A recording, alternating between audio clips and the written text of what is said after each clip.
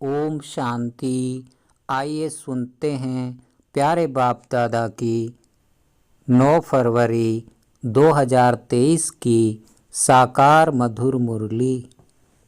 मीठे बच्चे, इस पुरानी दुनिया में और कोई भी आस न रख। भविष्य ऊंच पद पाने के लिए सिर्फ नष्टो मोहा बनो। बाप को याद करो और पवित्र रहो। प्रश्न है, बाप कौन सा सीधा सरल रास्ता बताते हैं? किस बात से बाप का ताल्लुक नहीं?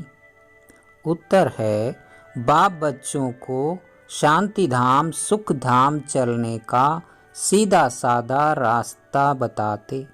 बच्चे सिर्फ बाप को याद करो और पवित्र रहो। बाकी तुम्हारे सामने कोई विपदा आती, दुख व बीमारी आती, देवाला मारते, यह सब तुम्हारे अपने ही कर्मों का हिसाब है। इनसे बाप का कोई ताल्लुक नहीं। बाप युक्तियां बताते हैं। कर्म बंधन से छूटना हर एक बच्चे का काम है। प्रश्न दूसरा, कोई बच्चे किस एक कारण से सर्विस लायक नहीं बनते? उत्तर, फेमिलियरिटी का हल्का नशा है। माया का अंदर कीड़ा लगा है, इस कारण सर्विस लायक नहीं बन सकते। गीत बजा है, लौट गया गम का जमाना। ओम शांति। ओम शांति। खुशी और गम अभी तो है रावण राज्य। मनुष्य तो जानते नहीं कि रावण राज्य किसको कहा जाता है। बाप आकर बच्चों को समझाते हैं कि गम कब होता है और खुशी कब होती है। इस रावण राज्य में गम भी है तो खुशी भी है। अभी अभी खुशी, अभी अभी गम। बच्चा जन्मा तो खुशी, मर गया तो गम। सन्यासी भी कहते हैं यहाँ का सुख कागविष्टा के समान है, तो जरूर कहेंगे यह गम की दुनिया है। परंतु उन्हों को यह पता ही नहीं कि सदा सुख जहाँ गम का नाम निशान भी न हो, वह होता ही है सतयुग में। यह तुम बच्चे अभी जानते हो कि बरोबर अभी रात है। रात दुख की होती है, इसको रावण की रात कहा जाता है। रावण के आने से भक्ति आरंभ होती है, विकार आरंभ हो जाते हैं। अभी तुम बच्चे समझते हो कि हम सदा खुशी में रहने का अभी पुरुषार्थ कर रहे हैं। बाप समझा रहे हैं कि बच्चे भविष्य ऊंच पद पाने का पुरुषार्थ करो और कोई भी आस नहीं रखनी है। बच्चों को तो ये पता ही नहीं है कि बेहद के बाप से क्या मिलता है। बाप ही आकर बताते हैं। दुनिया यह नहीं जानती कि परमात्मा से क्या मिलता है। समझते हैं दुख सुख वही देता है। बाप कहते हैं, मैं तो सदा सुख देने आता हूँ, तुम सिर्फ श्रीमत पर चलो। मैं तो तुमको शांति धाम और सुख धाम का रास्ता बताने आया हूँ। उस रास्ते पर चलना तो तुम्हारा काम है। और क्या झंझट सामने आता है? झंझटों में तो सारी दुनिया है। बाप कहते हैं, मैं तो सीधा साधा रास्ता बताता हूँ। वह तो बहुत सहज है। बाकी जो विपदाएं झंझट आते हैं, दुख आता है, बीमारी आदि होती है, देवाला मारते हैं, यह सब है तुम्हारे कर्मों का हिसाब। सो हर एक को भोगना ही है। इनसे हमारा कोई ताल्लुक नहीं है। इस समय भी कोई ऐसा पाप करते हैं तो दुख भोगना पड़ता है। मैं तो तुमको रास्ता बताने आया हूँ। मेरा फरमान है, मुझ बाप को याद करो, क्योंकि वापस जाना है। बाकी लड़ाई झगड़े में तो सारी आयु गंवाई। मैं तो सीधा रास्ता बताता हूँ कि मुझे याद करो और पवित्र रहो। कैसे रहो यह भी युक्तियाँ बताते हैं। बाकी माथा मारना पुरुषार्थ करना तो तुम्हारा काम है। यह सब कर्म बंधन तुम बच्चों का है। बाप कहते हैं गृहस्थ व्यवहार में रह पवित्र रहना है। बाप जानते हैं स्त्री का पति में बच्चों में मोह बहुत रहता है। उनसे छुटकारा पाना नष्टो मोहा बनना यह तो बच्चों का काम है। बाप तो सिर्फ दो बातें कहते हैं, अगर पूरा वर्षा लेना है तो एक पवित्र बनना है और दूसरा योग में रहना है। कोई बात में तुमसे अगर कोई लड़ते हैं तो यह हुआ तुम्हारा कर्मों का हिसाब। बाकी तुम पवित्र रहो उसके लिए गवर्नमेंट भी रोक नहीं सकती। बाप तो रास्ता बताते हैं कि तुमको घर बार नहीं छोड़ना है। गृहस्थ व्यवहार में रहते पवित्र रहना है और योग में रहना है। मनुष्य समझते हैं पवित्र रहना बड़ा मुश्किल है, क्योंकि ऐसी शिक्षा किसी ने भी कभी नहीं दी है।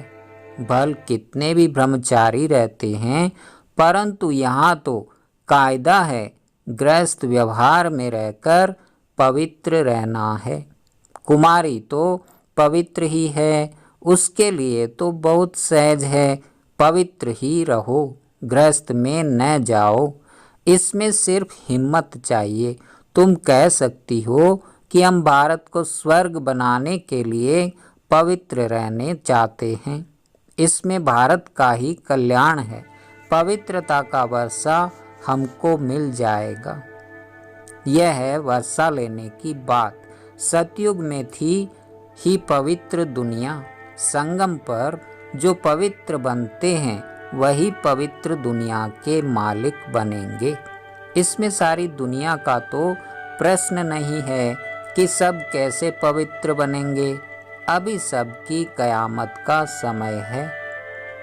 अभी सभी को हिसाब किताब चुकतू कर वापस जाना है। सब तो आकर ज्ञान लेंगे नहीं, जो सहज राजयोग सीखेंगे वह वर्षा पाएंगे। सारी दुनिया तो क्या, सारा भारत भी यह ज्ञान सुन धारण नहीं कर सकता है। बाकी कोई झगड़ा है वह तो तुम बच्चों को मिटाना है योग बल से। मार उन्हें खानी पड़ती है जिन्हों का कुछ ममत्व है। नष्टो मोहा नहीं बने हैं, वह ताकत नहीं है। बाबा के पास समाचार आया कि एक गोपिका ने बहुत आंसू बहाए, परंतु रोने से क्या होगा। बाप ने युक्तियाँ तो बहुत बताई है। पति को बोलो हम पवित्र रहने चाहती हैं और बाकी सब सर्विस करने के लिए तैयार हैं। युक्ति से अपने को छुड़ा सकती है, परंतु पहले अपनी दिल का ममत्व टूटना चाहिए। माताओं का पति और बच्चों में बहुत मोह होता है, फिर कहती है कोई छुड़ावे, परंतु इसमें चिल्लाने व रोने की कोई दरकार नहीं। यह समझ की बात है। समझो कोई अच्छे आदमी की स्त्री है, बच्चे भी फर्स्ट क्लास है। बाबा तो कहेंगे गृहस्थ व्यवहार में रहकर पवित्र रहकर दिखाओ। इस अंतिम जन्म के लिए तो पति को समझाकर वश करना पड़े, नहीं तो जवाब देना पड़े। परंतु जब नष्टो मोहा बन सके तब। कोई चाहे तो एक सेकंड में नष्टो मोहा हो जाए, नहीं तो जीवन भर भी न हो सके। बहुतों को छोड़ने बाद भी ममत्व नहीं मिटता, फिर रग जाती रहती है, तो वह अवस्था नहीं रहती। इसलिए बाप कहते हैं पहले नष्टो मोहा हो जाओ। बाकी सिर्फ कर्म कूटते रहेंगे तो बाप क्या करेंगे। सबके लिए रास्ता एक ही है, पवित्र जरूर बनना है। अगर पवित्र नहीं रहने देते तो अपने पांव पर खड़ी हो कोई न कोई सर्विस में लग जाओ। यहाँ तो साफ दिल चाहिए।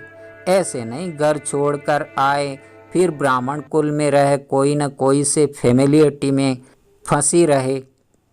ऐसे भी बहुत हैं जिनको फैमिलियरिटी का हल्का नशा रहता है, उन्हों की अवस्था नहीं चढ़ती, सर्विस लायक नहीं बनते, क्योंकि अंदर कीड़ा लगा हुआ है, माया छोड़ती नहीं है। लिखते हैं बाबा, माया के तूफान लगते हैं तो जरूर हल्का नशा आता होगा। यहाँ कमल फूल समान रहना है, मुरझाने की बात नहीं। सबको अपना अपना कर्म बंधन है, तो दवाई भी अपनी अपनी है। कोई कमाई लिए पूछते हैं तो बाबा उनका पोता मेल देख राय देते हैं। कई जिनका धंधा ऐसा है कि पाप करने बिगर शरीर निर्वाह चल नहीं सकता। आजकल समय ही ऐसा हो गया है, कोई पास बहुत पैसे हैं तो पाप करने की दरकार नहीं है। बाबा कहते हैं शांत में बैठ योग की कमाई करो, परंतु काम करने से पहले राय लेनी होती है। ऐसे नहीं काम करने के बाद बोले इस बात में फंस गया हूँ, क्या करूँ। बाबा समझाते रहते हैं अगर धन बहुत है तो शांत में बैठ बाबा से वर्षा लो, धंधे धोरी का झंझट छोड़ो, कदम कदम पर श्रीमत पर चलना जरूरी है। आपस में बहुत मीठा रहना है, नहीं तो बाप दादा का नाम बदनाम करेंगे। बाप दादा व सतगुरु की निंदा कराने वाला ऊंच ठोर नहीं पाएगा। अपने हाथ में ला नहीं उठाना चाहिए, नहीं तो सब कहेंगे ईश्वरीय कुल के भी ऐसे बच्चे होते हैं क्या। बाप कहते हैं किसको दुख मत दो, सवेरे उठ बाप को याद करो। बाबा आप कितने मीठे हो, आप हमको राजाओं का राजा स्वर्ग का मालिक बनाते हो। हम आपकी श्रीमत पर जरूर चलेंगे, हम आसुरी मत पर नहीं चलेंगे। बाप को याद नहीं करते हैं तो बाप समझ जाते हैं इनके अर्जुन पुराने आसुरी संस्कार है।